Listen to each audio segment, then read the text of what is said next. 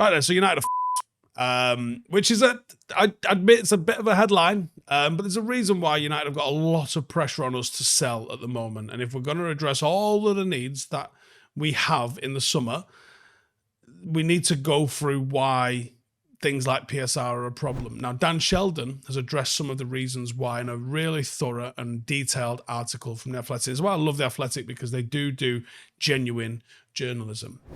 Now, United lost 71 million in the last quarter, and that's bad for our PSR situation in a lot of ways. Transfer market activity. So we've begun the summer window by throwing out bids for Branthwaite, opening talks with Bayern Munich over De Ligt, and we've activated. Well, but we didn't fully activate the clause, but we've agreed a deal of 42.5 million euros for Joshua Zirkzee. Now that activity suggests that the club is keen to compete and to complete business early, potentially indicating some level of financial strength. But it's not actually the case, and there's some challenges in compliance with PSR.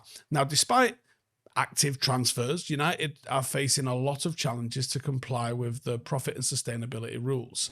Pre-tax losses, which is what's crucial for the PSR calculation, shown a £71.4 million net loss for the 3 months ending March 31st, 2024.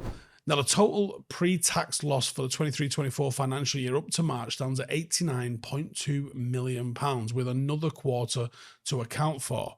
Now, Premier League regulations allow clubs for a financial loss of up to 105 million over 3 years, averaging only 35 million per year, provided 90 million is covered through owner-secured funding. Now, without owner-secured funding, the allowable loss is just 15 million over 3 years. Now, United's 3-year loss figure stands at 271.4 million. There's been significant deductions from infrastructure, and that's probably why you've seen United spending a little bit on both women's football, youth development, some community. COVID is supposedly something that's allowed for in there, and that's expected in United's figures. Where that's at, I don't know. I'm sure the club are on top of that sort of stuff, but United are going to have to work and have some strategies to avoid some breaches. Now, they hope decisions like loaning out Jadon Sancho and Donny van der Beek in January will generate some savings to avoid breaching the PSR rules. And the latest financial accounts indicate the club is sailing extremely close to the win, but we are cautious, evidenced by, I would say, a lack of desperation in the sales before that unofficial 30th of June deadline. If United were flapping the way Everton and Newcastle and Aston Villa and Nottingham Forest have been, there might have been some alarm bells that United need to do that. But the losses as they stand today are significant. And unless United have got a sponsorship in the bag or something, I don't know where you're going to get that level of cash in, especially when it's a window when United seemingly need to compete and spend big. Now, look, there's consequences for breaching PSR, and the most probable outcome of breaching a PSR is a points deduction. Everton faced a 10-point deduction last season, reduced to 6 on appeal, and an additional 2 points later. Nottingham Forest received a 4-point deduction for similar breaches.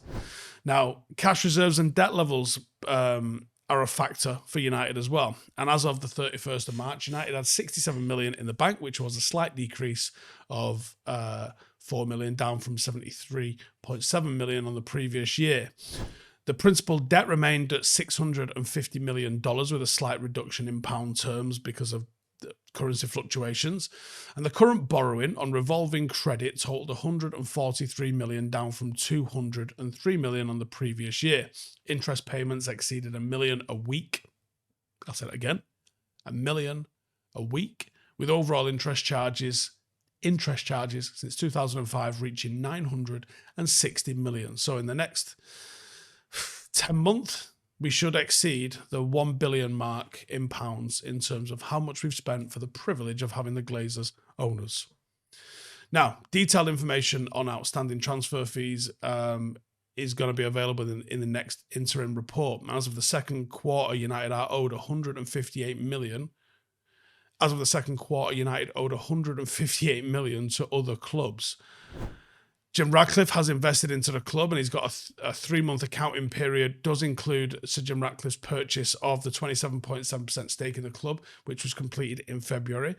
And United paid Rain Group nearly 30 million for facilitating the sale, adding 9.6 million spent in the previous quarter. The club does acknowledge a tight budget for the remainder of the summer, and it's going to necessitate disciplined transfer negotiations and significant sales. Now, I don't understand. Maybe someone here does. This isn't me claiming to be a financial expert. This is me reading a report and trying to come to a conclusion. How are United able to have the losses over the last 3 years be what they are, 271.4 million, and still be okay going into this window?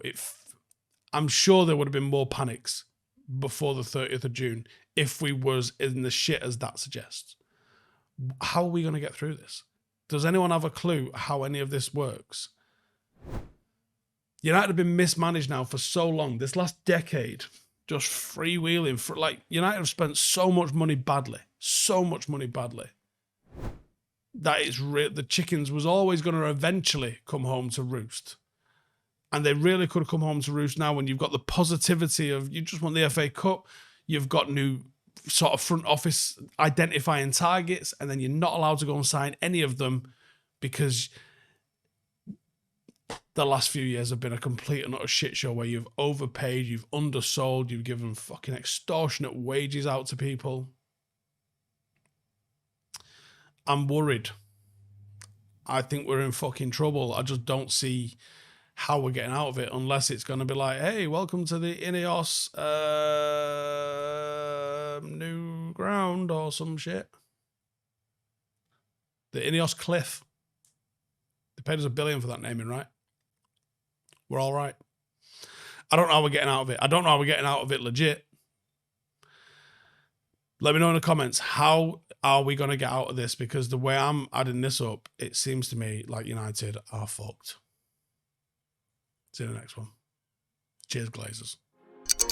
Hey, thank you for watching the video. If you are new around these parts, then don't forget to subscribe. My channel is proudly supported by my community on Patreon. If you'd like to get a little bit of extra content, a Discord group, meetups, five-a-side games, weekly podcasts, behind the scenes, and even an occasional bit of transfer news as and when I get it, then for the price of a pint, you can show your appreciation for the content that we make and get some goodies for doing so as well. Check the link in the description or click the button right here. You'll also find all of my socials here too if you want to follow me on any of those platforms. Nice one.